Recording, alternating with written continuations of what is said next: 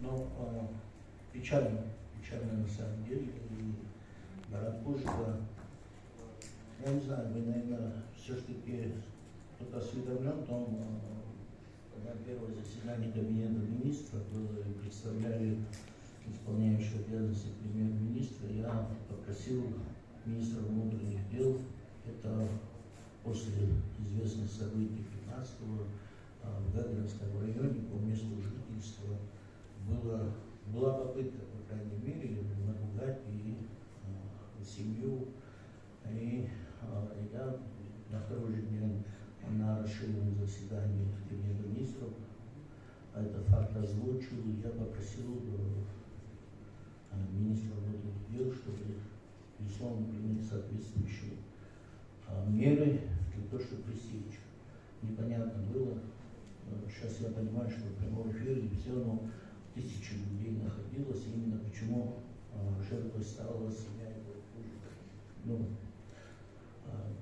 это печально, что произошло.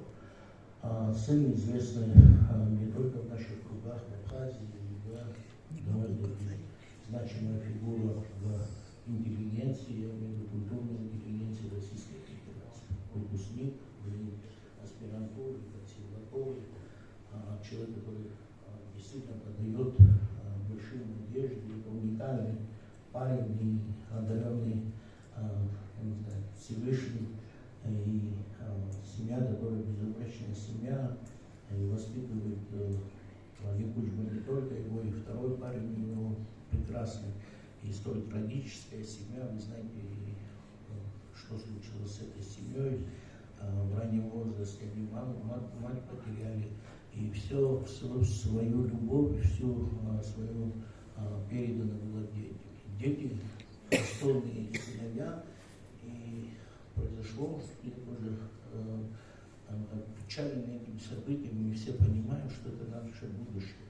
Это будущее не только на территории Российской Федерации, не только в Абхазии, но и всей, можно сказать, этой планеты. Это гордость нашей нации, это бриллиант вообще в отношении, я не знаю, таких детишек, и таких, наверное, рождаются очень в таком ограниченном веке, наверное, пару человек.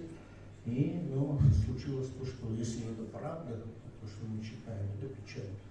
Я думаю, что и мы должны всецело обратить на это внимание и соответствующие структуры для того, чтобы разъяснить, довести правду до соответствующих органов, чтобы это в последующем и дальше, даже и вплоть до снятия этих ограничений, которые парень имеет.